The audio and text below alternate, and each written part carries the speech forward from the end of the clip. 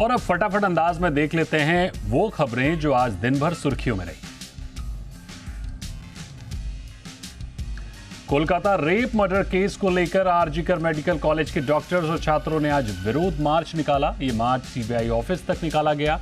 हालांकि मंगलवार को सुप्रीम कोर्ट ने डॉक्टर्स से हड़ताल वापस लेने का आग्रह किया था। वहीं बीजेपी अब ममता बनर्जी से इस्तीफे की मांग कर रही है। बीजेपी नेता लॉकेट चटर्जी ने कहा कि पूरे देश और पश्चिम बंगाल की एक ही मांग है, न्याय अगर ममता बनर्जी नहीं दे पा रही हैं तो उन्हें इस्तीफा देना चाहिए। वहीं Kolkata doctor rape murder case में किसान नेता राकेश टिकैत के बयान पर बीजेपी ने हमला बोला है। बीजेपी सरकार को घेरते हुए राकेश टिकैत ने कहा कि पिछले 10 दिन से मामले को हाईलाइट किया जा रहा है। ये पश्चिम बंगाल सरकार को बदनाम करने और गिराने की साजिश है, जबकि बीजेपी शासित राज्यों में दुष्कर्म और हत्या जैसी घटनाएं हो चुकी हैं, लेकिन वहां इन मामलों को दबाया जाता रहा है। वहीं राकेश टिकैत के इस बयान को बीजेपी ने शर्मनाक बताया।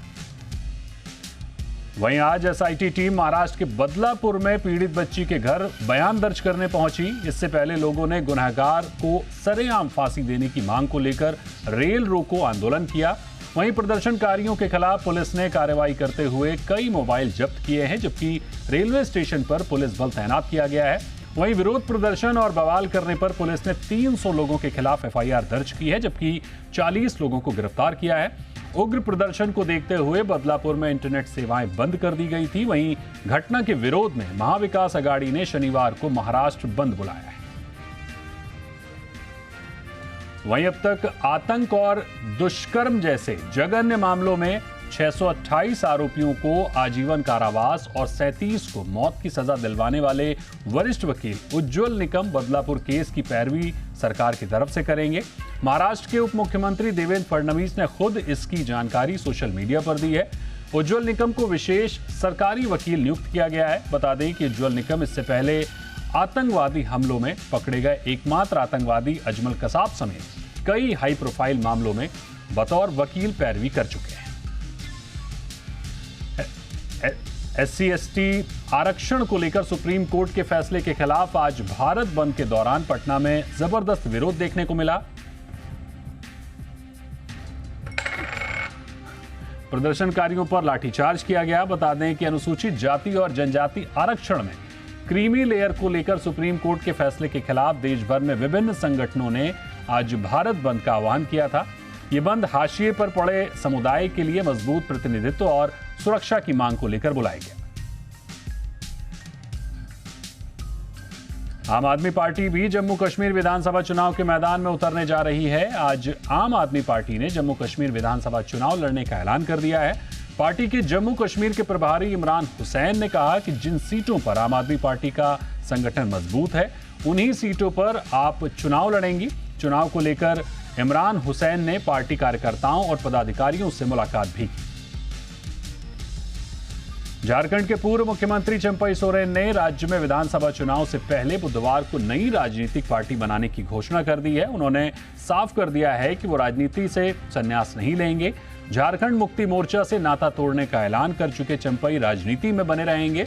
चंपई ने पत्रकारों से कहा कि उन्होंने 3 विकल्प बताए थे, संन्यास, संगठन या दोस्त। वो संगठन को मजबूत करेंगे, एक नया संगठन बनाएंगे और अगर रास्ते में कोई अच्छा दोस्त मिलेगा तो उसके साथ आगे बढ़ेंगे।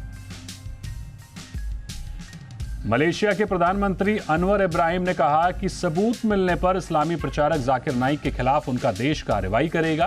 प्रधानमंत्री नरेंद्र मोदी के साथ बैठक के बाद एक कार्यक्रम में जाकिर नाइक के प्रत्यर्पण को लेकर पूछे गए सवाल के जवाब में उन्होंने ये बात कही।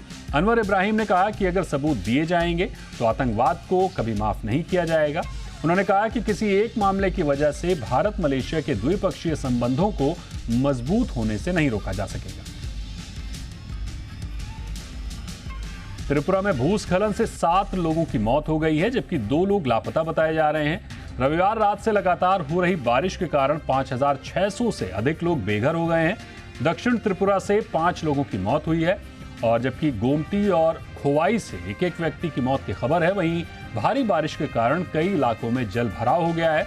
मौसम विभाग के मध्यम से भारी बारिश की चेतावनी के बाद दक्षिण त्रिपुरा जिले में रेड अलर्ट जारी कर दिया गया है, जबकि पूर्वोत्तर राज्य के बाकी 7 जिलों के लिए ऑरेंज अलर्ट जारी किया गया है। दुनिया में एमपॉक्स के बढ़ते खतरे को देखते हुए भारत में भी अलर्ट है। डब्ल्यूएचओ ने इसे इंटरनेशनल पब्लिक हेल्थ इमरजेंसी करार दिया है। हालांकि भारत में अब तक कोई मामला सामने नहीं आया है।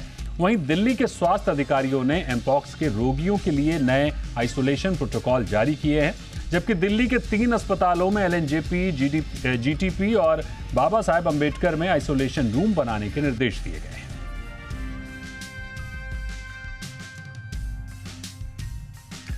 विदेशी निवेशक हाइडिल इन्वेस्टमेंट कल्याण ज्वेलर्स में 2.36% हिस्सेदारी बेचेगा। ये हिस्सेदारी प्रमोटर त्रिक्कूर सीतारामा को 1,300 करोड़ में बेचेगा। कल्याण ज्वेलर्स ने आज ये जानकारी दी है। डील के तहत हाइडिल इन्वेस्टमेंट कल्याण ज्वेलर्स को 535 रुपए के भाव पर कुल 2 करोड़ 42 लाख शेयर बेचेगा। इस डील के बाद कल्याण ज्वेलर्स में प्रमोटर ग्रुप की हिस्सेदारी 60.59% से बढ़कर 62.95% हो जाएगी। आपको बता दें कि कंपनी के शेयर्स पिछले 1 साल में करीब 150% का रिटर्न दे चुके हैं। पतंजलि फूड्स के शेयर आज ऑल टाइम हाई पर पहुंच गए। नॉन फूड कारोबार के अधिग्रहण के बाद ये पतंजलि फूड्स के शेयरों में तेजी जारी है। मैनेजमेंट ने भी एफएमसीजी बिक्री बढ़ाने का लक्ष्य दिया है। एफएमसीजी कारोबार में सालाना 22% ग्रोथ का लक्ष्य दिया गया है। मैनेजमेंट ने अगले 3 से 4 साल में 50% कारोबार एफएमसीजी में लाने का लक्ष्य रखा है। कंपनी का प्रीमियम कैटेगरी पर फोकस कायम है। एनसीएलटी मुंबई ने आईसीआईसीआई सिक्योरिटीज के डीलिस्टिंग प्लान को मंजूरी दे दी है। एनसीएलटी ने 2 माइनॉरिटी शेयर होल्डर्स की ओर से उठाई गई आपत्तियों को दरकिनार करते हुए यह फैसला सुनाया है। एनसीएलटी की बेंच ने 5 अगस्त को अपना आदेश सुरक्षित रख लिया था। जून 2023 में आईसीआईसीआई सिक्योरिटीज ने डीलिस्टिंग और बाद में पेरेंट फर्म आईसीआईसीआई बैंक के साथ विलय की योजना पेश की थी। इसी साल मार्च में शेयरधारकों ने डीलिस्टिंग प्लान को मंजूरी दे दी थी, जिसमें 72% माइनॉरिटी निवेशकों ने इसके पक्ष में मतदान किया था। डीलिस्टिंग के साथ आईसीआईसीआई सिक्योरिटीज आईसीआईसीआई बैंक की सब्सिडरी बन जाएगी। आरबीआई के गवर्नर शक्तिकांता दास लगातार दूसरे साल दुनिया के टॉप सेंट्रल बैंकर चुने गए हैं। शक्तिकांता दास को global finance central banker report card 2024 में A+ रेटिंग मिली है। दास को महंगाई पर कंट्रोल, इकोनॉमी ग्रोथ, करेंसी में स्टेबिलिटी और ब्याज दरों पर कंट्रोल के लिए यह सम्मान दिया गया है। वो पिछले साल भी टॉप सेंट्रल बैंकर चुने गए थे और उन्हें A+ रेटिंग ही मिली थी। दास को पिछले साल जून में लंदन के सेंट्रल बैंकिंग अवार्ड 2023 में गवर्नर ऑफ द ईयर के पुरस्कार से सम्मानित किया गया था। शक्तिकांता दास आरबीआई के 25वें गवर्नर हैं। ई कॉमर्स के बढ़ते प्रभाव के बीच सरकार ई कॉमर्स पॉलिसी में बदलाव की तैयारी में है। जानकारी के मुताबिक रिटेल दुकानदारों को ई कॉमर्स के प्रेडेटरी प्राइसिंग से बचाने के लिए उपायों का ऐलान कर सकती है। नई पॉलिसी में फेक प्रोडक्ट्स के लिए जिम्मेदारी तय करने की तैयारी है। फेक प्रोडक्ट्स के लिए कंपनी और प्लेटफॉर्म की जिम्मेदारी तय की जा सकती है। साथ ही अनरूली कस्टमर और वेंडर दोनों पर कार्रवाई का प्रावधान शामिल हो सकता है। नई पॉलिसी में रिटेल दुकानदारों को ई कॉमर्स के प्रेडेटरी प्राइसिंग से बचाने के लिए भी उपाय का ऐलान हो सकता है।